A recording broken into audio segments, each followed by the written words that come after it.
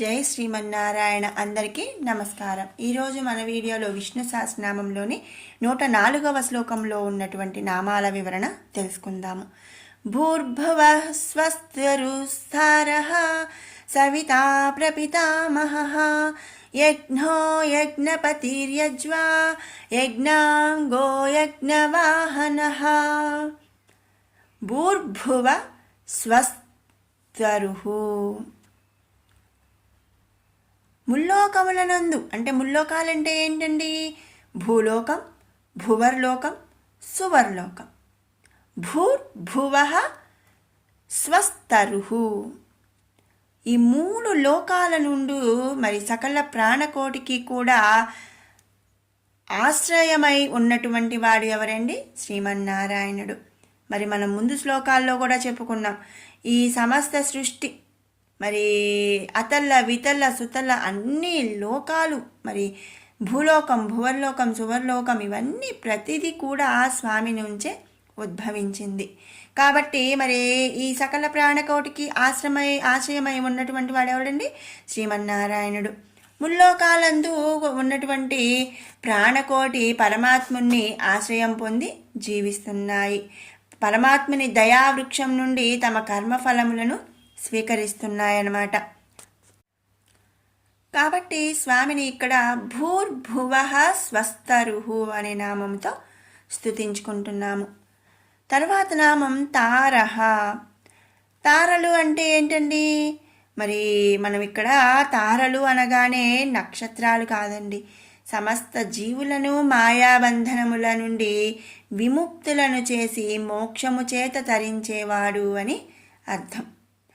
మరి ఇదంతా కూడా, ఈ సకల సృష్టి కూడా స్వామివారు చేసేటువంటి ఒక మాయ.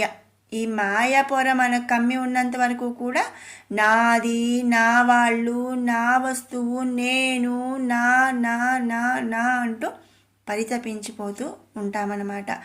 మరి ఎట్లా అంటే అండి, మనం బాగా సంపాదిస్తారు, ఎవరికి పెట్టరు.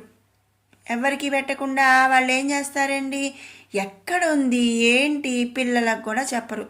ఎక్కడో గుంట తీసి చక్కగా, మరి ఇదివరకు రోజుల్లో బ్యాంకీలు, లాకర్లు ఇవే ఉండేవి కాదు కాబట్టి ఇంటి వెనక పెరట్లోనో ఇంకెక్కడో మరి ఎవరికి తెలియకుండా, ఎవరు చూడకుండా ఒక గుంట తీసి గుంటలో బిందెల్లో శుభ్రంగా దాచిపెట్టేవాళ్ళు.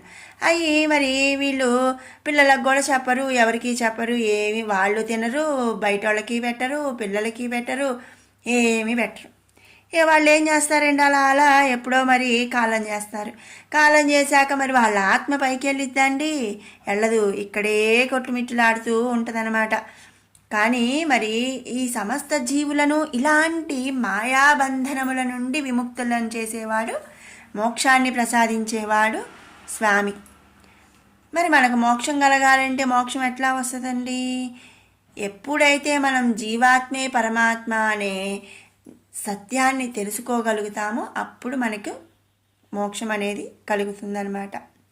ఇలా సమస్త జీవులకు కూడా మరి మోక్షం చేత చేయవాడు కాబట్టి స్వామిని ఇక్కడ తారః అనే నామంతో స్తుతించుకుంటున్నాం.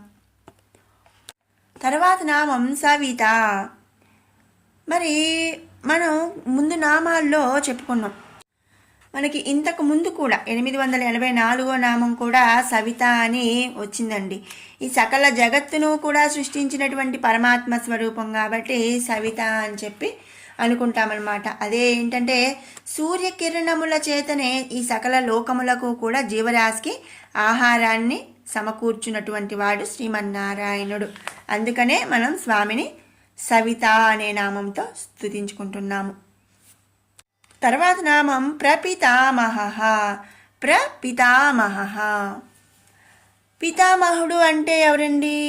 మన పెద్ద తండ్రి, మన తండ్రి పితామహుడు అంటే. సమస్త జీవులకు పితామహుడు ఎవరండి? బ్రహ్మదేవుడు. మరి బ్రహ్మదేవుడు ఏంటండి? మా నాన్నగారు వేరండి, మా పితామహుడు వేరండి కాదు. ఈ సృష్టి మొత్తాన్ని కూడా మరి సృష్టిస్తుంది అంటే మరి అందరినీ పుట్టిస్తుంది బ్రహ్మదేవుడు అని మనం చెప్పుకుంటూ ఉంటాం కాబట్టి బ్రహ్మదేవుణ్ణి ఈ సృష్టికి పితామహుడు అంటాం. మరి ప్రపితామహ అంటే మన పితామహుడికే పితామహుడు అనమాట. బ్రహ్మ పితామహుడు. బ్రహ్మని పుట్టించింది ఎవరు? శ్రీమన్నారాయణుడు. మరి అంతే కదా, స్వామివారి కమలం నుంచి బ్రహ్మగారు ఉద్భవించారు. సమస్త జీవులకు పితామహుడు బ్రహ్మదేవుడైతే ఆ బ్రహ్మదేవుడికే తండ్రి ఎవరు? శ్రీ మహావిష్ణువు. అతడే ఈ సమస్త సృష్టికి కూడా, సమస్త జీవులకు కూడా ప్రపితామహుడు. ఇప్పుడు అర్థమైందండి, ప్రపితామహుడు అంటే ఎవరండి? మన తండ్రి తాతగారు. అందుకనే మనం ఇక్కడ మరి స్వామిని ప్రపితామహ అనే నామంతో స్తుతించుకుంటున్నాము. ఇక్కడ మరి అనుమానం రావచ్చు ఏంటంటే, మరి ముందంతా కూడేమో స్వామివారి నుంచే, అంటే శ్రీమన్నారాయణుడి నుంచే ఈ సకల సృష్టి కూడా మరి ఉద్భవించింది, అంతా సకల సృష్టి ఆయనలోనే లయమైపోతుంది అని చెప్పారు. ఇక్కడికి వచ్చేసరికి మరి జీవులందరినీ మరి పుట్టిస్తుంది బ్రహ్మదేవుడు, అందుకే ఆయన పితామహుడు బ్రహ్మదేవుడు కాబట్టి అని చెప్పారు అనుకోవచ్చు. మనము ఇక్కడ ఇంకోటి కూడా చెప్పుకుంటున్నాం ఏంటండి, ఈ సకల సృష్టిలో, సకల దేవతల్లో, రాక్షసుల్లో, మరి అన్నిట్లో కూడా అంతర్యామిగా ఉండి నడిపిస్తున్నది శ్రీమన్నారాయణుడు. అంటే మన బ్రహ్మదేవుల్లో కానివ్వండి, నారదుడేమిటి, ఇంద్రాదులు, మరి అష్టదిక్పాలకులు, మరి సకల మనుషులు అందరిలో కూడా అంతర్యామిగా మరి ఉన్నది శ్రీమన్నారాయణుడే అన్నమాట. అందరూ కూడా ఆయన యొక్క అవతారాలే అని చెప్పి, ఆయన యొక్క రూపాలే అని చెప్పి మనం చెప్పుకోవచ్చు. కనుక ఇక్కడ బ్రహ్మదేవుడు అందరికీ కనిపించేలాగా మరి ఆయన సృష్టిని జరుపుతూ ఉంటాడు. కానీ ఈ సృష్టిని జరిపేటువంటి బ్రహ్మదేవుడిని అంతర్యామిగా ఉండి వెనక ఉండి నడిపించేది శ్రీమన్నారాయణుడు అనమాట. కాబట్టి ఎలాంటి అనుమానం అవసరం లేదు. ఇక తర్వాత నామం యజ్ఞ. పరమేశ్వరుడు యజ్ఞస్వరూపుడు. యజ్ఞం అంటే తెలుసు కదా, యజ్ఞాలు. శబ్దమునందు ఓంకార స్వరూపుడై, అక్షరములందు వేదస్వరూపుడై, ఇక నామములందు విష్ణు స్వరూపుడై, యజ్ఞములందు జపయజ్ఞ స్వరూపుడై ఉన్నటువంటి వాడి చేతనే తనను ఆరాధించిన వారికి ఉత్తమ ఫలముని ఇస్తున్నాడనమాట స్వామి. కాబట్టి మనం ఇక్కడ యజ్ఞస్వరూపుడుగా భావించి స్వామిని యజ్ఞ అనే నామంతో స్తుతించుకుంటున్నాము. తర్వాత నామం యజ్ఞపతి. సకల యజ్ఞములను స్వీకరించినటువంటి భోక్త పరమాత్ముడే. యజ్ఞములను రక్షించువాడు, అలాగే ఫలములను ప్రసాదించువాడు కూడా శ్రీమన్నారాయణుడే. కాబట్టి ఇక్కడ స్వామిని యజ్ఞపతి అనే నామంతో స్తుతించుకుంటున్నాము. తర్వాత నామం యజ్వా. సకల యజ్ఞములకు ఆ పరమాత్ముడే కర్త. పరమాత్ముడే యజమాని రూపమునందు అంతర్యామిగా ఉండి సకల యజ్ఞములు కూడా నిర్వహిస్తాడనమాట. అంటే మరి యాజ్ యూజువల్ అండి, మనం ముందు నుంచి చెప్పుకుంటుంది ఏంటి, ఈ సకల సృష్టిని కూడా మరి అంతర్యామిగా ఉండి నడిపించేది శ్రీమన్నారాయణుడే. కాబట్టి కర్త, కర్మ, క్రియ అన్నీ కూడా శ్రీమన్నారాయణుడే అనమాట. అంతర్యామిగా ఉండి మరి యజమాని రూపంలో అంతర్యామిగా ఉండి యజ్ఞాలు నిర్వహిస్తున్నది స్వామే. అలాగే ఆ యజ్ఞములకు కర్త, ముందు కర్మ, క్రియ అన్నీ కూడా ఆయనే. కాబట్టి స్వామిని ఇక్కడ యజ్వా అనే నామంతో స్తుతించుకుంటున్నాము. తర్వాత నామం యజ్ఞాంగ. సకల యజ్ఞములను ఆ పరమాత్ముడు తన అంగములుగా కలిగి ఉన్నాడు. యజ్ఞహోమనందు వేసేటువంటి హోమ ద్రవ్యములు పవిత్రమైనటువంటి ఆ పరమాత్మకు అంగములవుతాయన్నమాట. హోమ ద్రవ్యాలంటే మనకి తెలిసిన విషయమే. మరి ఆవు నెయ్యి, అలాగే మరి ఒక్కొక్క స్వామికి ఒకటి జిల్లేడని, ఇప్పని, డిఫరెంట్ కర్రలు, ఇట్లా మరి ఎన్నో యూజ్ చేస్తూ ఉంటాం కదా, అవన్నీ మరి హోమద్రవ్యాలు అంటాం. ఆ హోమద్రవ్యాలు మరి అంగములుగా స్వామికి తయారవుతాయి అన్నమాట. అందుకని స్వామిని ఇక్కడ యజ్ఞాంగ అనే నామంతో స్తుతించుకుంటున్నాము. తర్వాత నామం యజ్ఞ వాహన. సకల యజ్ఞములు తనకు వాహనంగా కలిగి ఉన్నవాడు శ్రీమన్నారాయణుడు. అందుకనే స్వామిని మనం ఇక్కడ యజ్ఞవాహన అనే నామంతో స్తుతించుకుంటున్నాము. ఇది 104వ శ్లోకం యొక్క పూర్తి వివరణ.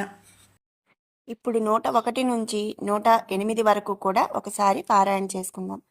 अनादिर्भूर्भुवो लक्ष्मीः सुवीरो रुचिराङ्गदः जननो जनजन्मादिर्भीमो भीमपराक्रमः आधारनिलयो धाता पुष्पहासः प्रजागरः ऊर्ध्वगः सत्पथाचारः प्राणदः प्रणवः पणः प्रमाणं प्राणनिलयः प्राणभृत् प्राणजीवनः तत्त्वं तत्त्वविदेकात्मा जन्म मृत्युजरातिगः भूर्भुवः स्वस्तरस्तारः सविता प्रपितामहः यज्ञो यज्ञपतिर्यज्वा यज्ञां गो यज्ञवाहनः यज्ञभृत् यज्ञकृत् यज्ञी यज्ञभुक् यज्ञसाधनः यज्ञान्तकृत् यज्ञगुह्य मन्नमन्नादयेव च आत्मयोनिः स्वयं जातो वैखानः सामगायनः देवकीनन्दनः स्रष्टा क्षितीशः पापनाशनः शङ्खभृन्नन्दकी चक्री साङ्गधन्वा गदाधरः रथाङ्गपाणिरक्षोभ्यः सर्वप्रहरणायुधः श्रीसर्वप्रहरणायुध ॐ नम इति वनमाली गदिसाङ्गी शङ्खी चक्री च नन्दकी श्रीमान्नारायणो विष्णुर्वासुदेवोऽभिरक्षतु ॐ श्रीवासुदेवोऽभिरक्षतु ॐ नम इति।